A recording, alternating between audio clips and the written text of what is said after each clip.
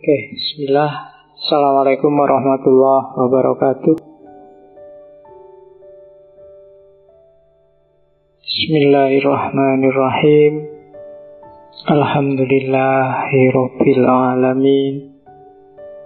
Alhamdulillahi nahmaduhu wa nasta'inuhu wa nastaghfiruh wa na'udzu billahi min syururi anfusina wa min sayyiati a'malina. May yahdihillahu fala mudhillalah wa may yudlilhu fala hadiyalah. Allahumma sholli wa sallim wa barik ala habibina wa syafi'ina sayyidina wa maulana Muhammadin wa ala alihi wa ashabihi wa ala manittaba'a huda. Amma ba'du. Bismillah, mari kita lanjutkan ngaji filsafat kita. Khususnya malam ini kita harus menyamakan frekuensi dulu, karena tema kita Hasrat Inayat Han. Ada beberapa poin pemikirannya Inayat Khan nanti butuh kearifan tersendiri. Makanya kita harus menyamakan frekuensi dulu. Karena Inayat Khan ini salah seorang tokoh sufi yang sukses dengan gerakan, ajaran, dan musiknya, baik di timur maupun di barat. Jadi dan pikiran-pikirannya nanti dikenal sebagai tasawuf universal. Satu-satunya gerakan tasawuf yang bahkan bikin orang non-muslim pun pingin ikut. Jadi nanti anggota gerakannya itu beberapa di antaranya non-muslim. Makanya sudah bisa dibayangkan nanti gaya mikirnya seperti apa. Maka saya minta frekuensinya disamakan, biar nanti nggak salah frekuensi terus nesu-nesu. Sekarang kan orang gitu, karena frekuensinya beda terus marah-marah, nggak ngerti level ngomongnya di mana. Hari ini kita ketemu beliau, Hasrat Inayat Han. Ini salah satu tokoh luar biasa yang dilahirkan oleh India.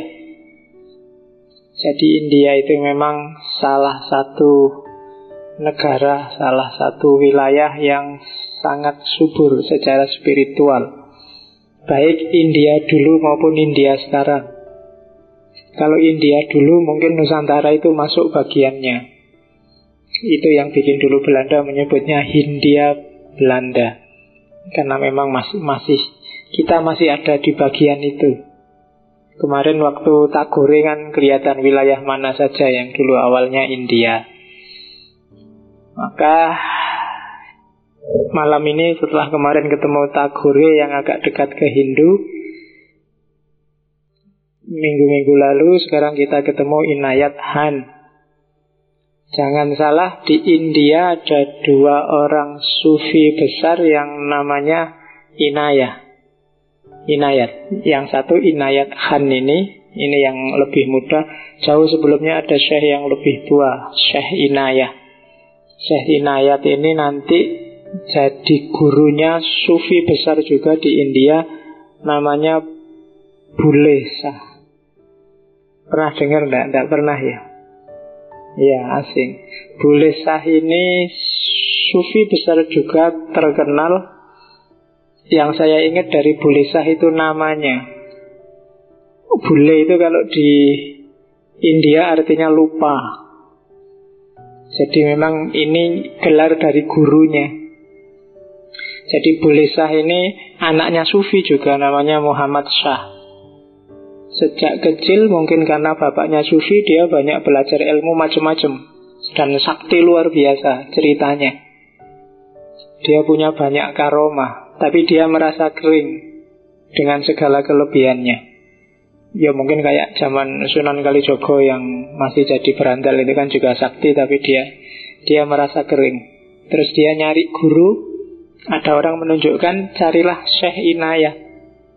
Dia nyari Syekh Inayat, tidak ketemu-ketemu, sampai suatu ketika dia lihat ada orang tua panen mangga. Jadi dia punya mangga di depan rumahnya, terus orang tua itu naik ngambil mangga satu, turun lagi, ngambil lagi, turun lagi. Bulesah ini yang nama aslinya Abdullah itu kasihan. Kasihannya orang tua ngambil mangga satu-satu, tak bantulah dari jauh, pakai ilmunya. Jadi mangga itu cuma dilihat dari jauh dan rontok semua. Iya, karena dia agak punya itu. Orang tua yang melihat mangganya rontok semua, langsung nyari sumbernya, langsung lihat Bulesah. Langsung dia mendelik itu ya, bahasa Indonesianya.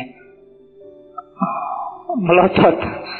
Dimarahi luar biasa si Bulesah ini. Bulesah pura-pura nggak ngerti. Loh kok, kenapa kok melotot ke saya? Salahku apa gitu? Kamu berani-beraninya menjatuhkan semua manggaku. Apa mau anggap dengan itu aku terima kasih? Aku justru marah. Karena dengan kamu rontokkan semua, yang harusnya belum dipetik juga ikut rontok. Yang masih muda-muda juga ikut rontok. Dan Bulesah masih bilang, enggak, saya nggak ngerti apa-apa kok, itu rontok sendiri. Kamu malah bohong lagi sekarang. Ya tadi yang jatuhin itu pakai ilmu siapa kalau bukan kamu? Terus ya Bulesah terus, yalah minta maaf, jenengan ini siapa sih? Namaku Inayat. Terus dari situ terus si Bulesah ini tunduk di depan Syekh Inayat, cium tangannya, ya sampean yang saya cari selama ini. Lu ngapain kamu cari-cari saya? Saya itu gelisah. Ngapain kamu kok gelisah? Saya sedang nyari Tuhan. Tidak ketemu-ketemu sampai sekarang. Dan ketawa terbahak-bahak Syekh Inayat. Goblok katanya Syekh Inayat. Ya kan? Loh, emangnya Tuhan itu hilang kok kamu cari? Apa kamu lupa kalau Tuhan itu ada di mana-mana? Kalau Tuhan itu segala yang kamu lihat itu di sekelilingmu itulah Tuhan, apa ya kamu lupa? Lupa kalau bahasa Indianya kan boleh. Dan sindiran dari Syekh Inayat ini bolak-balik bilang, apa ya kamu lupa? Apa kamu tidak ingat? Itu terus akhirnya dipakai sebagai nama. Jadilah beliau Syekh Bulesah. Jadi Syekh yang sah, yang pelupa. Itu Syekh Inayat yang satu. Malam ini kita ketemu beliau, Syekh dahsyat yang satunya lagi, Hazrat Inayat Han. Hazrat itu gelar juga, artinya kehadiran, keberadaan. Jadi orang yang menyandang gelar Hazrat itu berarti dia dianggap semacam, kalau di Iran mungkin kayak Ayatullah. Dialah bukti keberadaan Tuhan. Dialah tanda-tanda kebesaran Tuhan, namanya Hazrat Inayat Han. Dan tidak sembarangan ini. Tidak mungkin besok ada Hazrat Fakhruddin Faiz, tidak ada. Orang mungkin nyampe makomnya. Hazrat Inayat Han ini dikenal sufi yang pertama, yang kedua pemusik. Meskipun musik dia mungkin sangat beda dengan musik di mata kita. Lahir dari keluarga pemusik juga. Kakeknya namanya Maula Baks. Aslinya bukan Maula Baks tapi Colekan. Saya tidak tahu, jangan-jangan masih marga sama Saruhkan. Namanya Colekan, dan ini dia masih keturunan, mungkin ada yang pernah dengar, Tipu Sultan, raja besar dari Mysore, yang terkenal perlawanannya melawan Inggris. Dulu pernah ada serialnya di televisi, Tipu Sultan. Tipu Sultan ini dahsyat luar biasa, raja yang sufi tapi memberontak melawan Inggris. Akhir hidupnya dia tewas dalam peperangan. Cuma tewasnya Inggris merasa nggak sengaja membunuh Tipu Sultan. Karena Tipu Sultan itu satu-satunya raja yang jadi panglima perang, dan kalau perang dia ada di paling depan. Biasanya panglima itu kan di belakang merentah-merentah, nanti kalau kalah dia yang angkat bendera putih. Ya, kalau lihat pasukannya kejepit terus dia yang angkat tangan. Tapi tipu sultan ini yang dahsyat luar biasa, kalau perang selalu di paling depan. Dan satu ketika dia kena tembak dan tewas. Inggris tidak ngerti kalau rajanya sudah tewas. Baru besoknya ketika diumumkan tipu sultan telah tewas, baru Inggris ikut mengupacarakan pemakamannya dengan hormat. Dan di antara keturunannya nanti Choleh Khan. Choleh Khan ini ahli musik, gelarnya Maula Bakhsh. Gelar ini dikasih oleh Syekh Mu'inuddin Sisti dari Torekot Sistiyah, karena sufi juga. Dan dia sama orang barat digelari Beethoven dari timur. Karya-karyanya banyak, luar biasa. Dia yang bisa menyatukan gaya musik India Utara, yang itu banyak pengaruh Persia dan Arab, dengan gaya musik India Selatan yang khas, musik tradisionalnya. Nanti dengan bimbingan kakeknya, Inayat Khan mewarisi bakat musiknya, termasuk nanti belajar sufi. Inayat Khan ini sama kayak beberapa tokoh kemarin, umurnya ndak panjang sebenarnya. Hanya 45 tahun. 45 nggak nyampe. Kalau bahasanya orang Jawa 44 jalan lah. Jadi meninggal karena sakit keras. Cuma dalam jangka waktu sependek itu pengaruhnya luar biasa. Dia menyebarkan ajaran-ajaran sufinya, punya gerakan namanya Sufi Movement. Dan dakwahnya biasanya pakai musik. Cuma jangan dibayangkan dengan ustadz-ustadz zaman sekarang yang bawa band, bawa grup qasidah. Karena gayanya tidak seperti itu, meskipun dia pakai musik. Nanti Inayat Khan ini mulai umur 14 tahun sampai umur 19-10, sampai umur 28 dia keliling India. Dijelajahi seluruh benua India untuk belajar musik dan belajar sufi.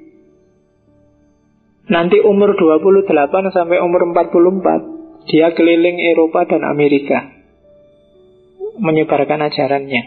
Umur 44 dia pulang ke India, sengaja dia, dan tidak ada setahun sudah meninggal. Jadi semacam orang yang ngerti bahwa masaku tidak akan lama lagi, pengen dikubur di kampungnya, terus pamit pulang ke India sama murid-muridnya dan meninggal di India. Perjuangannya di barat diteruskan anak-anaknya. Yang paling terkenal ya Pir Wilayat Khan. Nanti ada kakaknya, ada kakak sulungnya perempuan. Yang saya ingat namanya Nurun Nisa Inayat Khan. Dia sangat dikenal di barat, bukan apa-apa, dia jadi pahlawan di Inggris. Karena dia jadi mata-matanya Inggris waktu melawan Jerman Nazi.